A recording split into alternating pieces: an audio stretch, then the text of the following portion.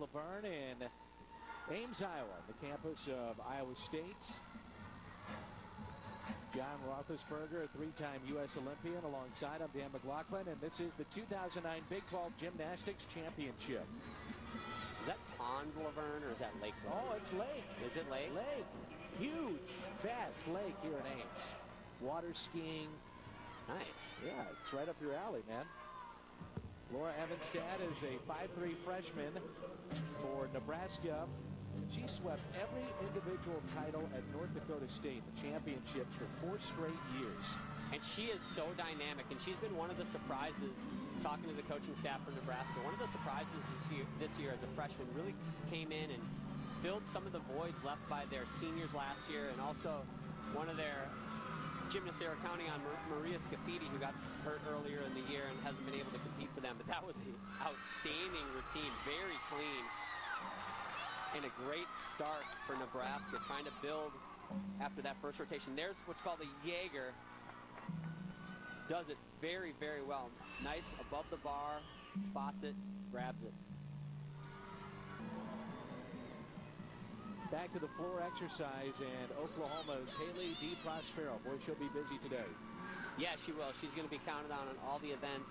And this is a great event for her. She has a lot of difficulty, and she is early in the lineup for Oklahoma, but probably has as much difficulty as just about anybody in the competition tonight. And you can see KJ Kindler there on the right, and she has a little bit of a look of concern on her face because the first gymnast up for Oklahoma on the floor exercise, Sarah Stone, had a little bit of a mistake.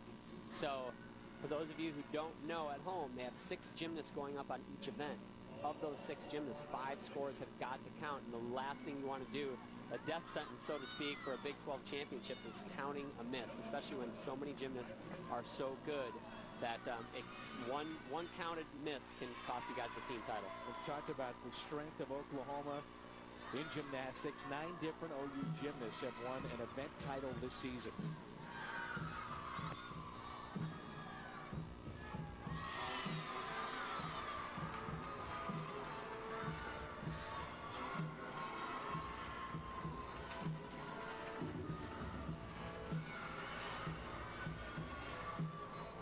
She's got a couple great combination passes to start off with. First, the 2.5 twist punch front. You can see she has that mat in the corner. That's allowable.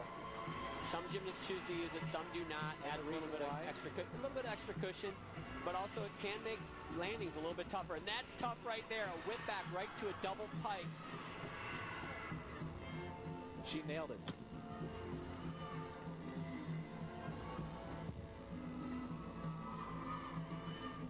And as a coach and as a team member, when you have a mistake out there, the last thing you want it to do is to get contagious, because they do. Mistakes can get contagious, like in baseball, Dan. You've seen plenty of baseball games. When the team can't hit, when they can't get a hold of that ball, it seems to spread to the other members of the team. And the same thing in gymnastics. If people start falling, having mistakes, the teammates see that, it can start a snowball effect. But so far, Haley is stopping the bleeding nicely for Oklahoma. So the situation where when you follow up, if you put pressure on yourself because of that? Oh, absolutely. You know, like Haley knew that her teammate had a mistake right before her, so she's going up on that apparatus knowing I have to hit. It could be the difference in a team championship, and that was awesome routine. Saw the shot of KJ Kindler, and she is the 2008 Big 12 Coach of the Year. Take a look at the second pass. She does a whip back right into a double pike. The timing on that is so critical. That was awesome.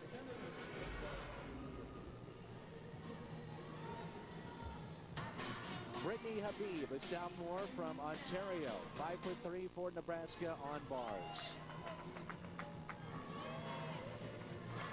Brittnee does some nice skills on the uneven bars, and so far Nebraska having a slight lead after the first rotation, starting off well, going into the bars. Now last year, Nebraska really fell apart at the Big 12 Championships, which is uncharacteristic of them, and finished in 4th place. And talking to some of their staff, and they're looking for a little redemption. They're not going to lie. That's not Nebraska gymnastics, and certainly they would like to remind everybody this year that they're at the top of the Big 12. Beautiful Jaeger again, as we saw earlier from her teammate Lora. Mentioned that Brittnee is from Ontario, so 5-year Canadian national team member, 2006 World Championships participant as well as the 2005 Handling Games. A very unique dismount combination there. She did a sculptor right into a toe front half.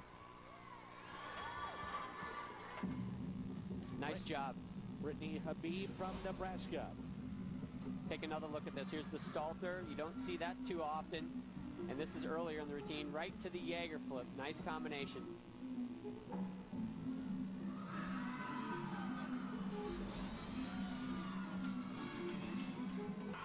From the University of Missouri, we move to the beam, and this is Alicia Hatcher, a senior from Blue Springs, Missouri. They say, partner, she's one of the best and most consistent gymnasts the Tigers have to offer on both bars and beam.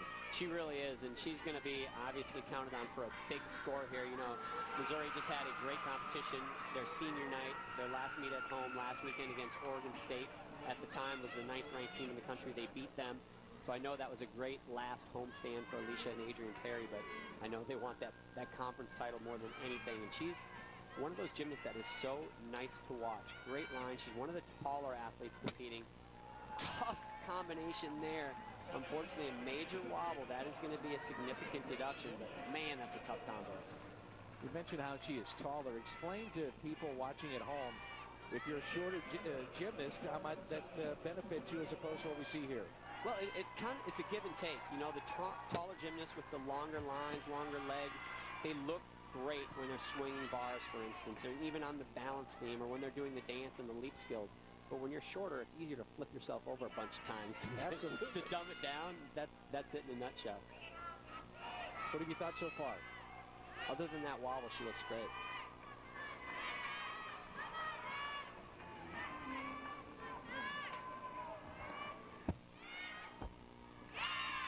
Not bad, not bad. Missouri's going to want to finish with a bang with their last two big dogs, Adrian Perry and Shire, but that was a good routine. Really, only that wobble was the only thing she has to complain. You can look at her face, she goes, darn it.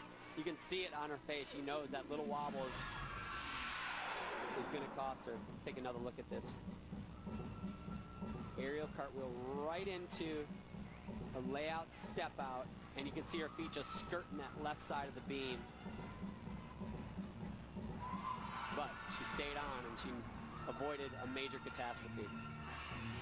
Let's go back to the floor exercise. That's Jackie Flanery, and this is the gymnast to watch, according to the folks with Oklahoma. Well, you know what? She's such a tough kid. Just 2 weeks ago, she sprained her ankle and really has not worked the floor of the vault since that time. Just recently kind of come back, and talking to Coach Lou Ball earlier yesterday, he just said, hey, she's tough, and she's going to go out there, and she's going to do the job, and they need her to. She's one of the best on this event. Flanery had posted 14 straight routines at 9-8 or higher before the injury, including 7 consecutive floor scores of 9-8-5 or greater. And one of the top finishers last year at the Big 12 Championship. Nice. I tell you what, first girl goes up and has a mistake, then you have Haley go up and knock it out of the park, and then you have Jackie go up, who's injured, hasn't trained as much as she needed to coming in here, but guts it out and hits when they have to have a hit, and that's what it's all about. That's what winning a Big 12 Conference Championship's about. Another look at this. That's a Rudy to what's called a Shushinova, and she's just having fun right there. Rotation 2 continues in just a moment. The 2009 Big 12 Gymnastics Championship from Iowa State in Ames. It's battling for the crown of the National Championship and the 2009 Visa Championships. Tickets available through Ticketmaster and at the American Airlines Center box office. Welcome back as rotation 2 continues. Missouri's Sarah Shire from the Hilton Coliseum in Ames, Iowa, along with John Roethlisberger, 3-time U.S. Olympian, Optian McLaughlin. And I know that in talking prior to the event starting, you had high praise for Sarah Shire. She has been a stud this year. I can't think of a better word to describe what she's done. She has just rocked it this year from start to finish. Her coaches can't say enough good things about her. And she's really stepped up her game from last year to this year even more. And she was good last year, but this year she has really been outstanding with combinations like that. Layout, step out, rock solid.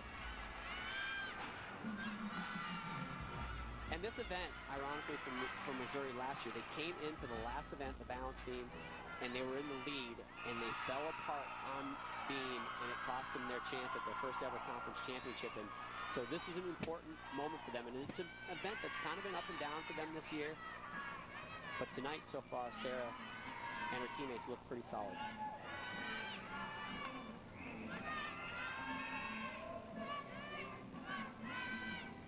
Well, you talked about it earlier, the taller participants on the beam, and Sarah does not fit that bill. No, she's definitely one of the shorter competitors competing tonight, and she takes advantage of it. She's very acrobatic, as you'll see on some of the other events as well.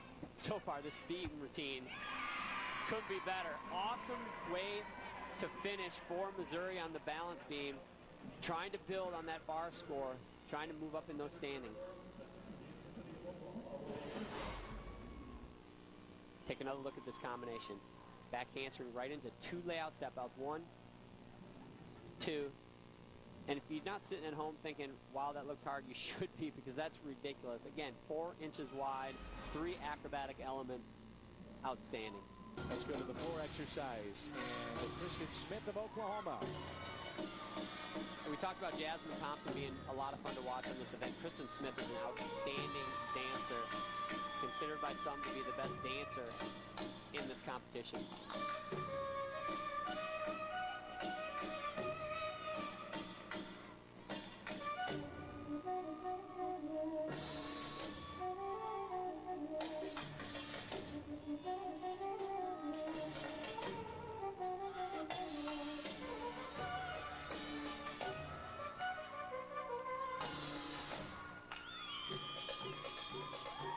Kristin, a junior from Oklahoma City, Oklahoma.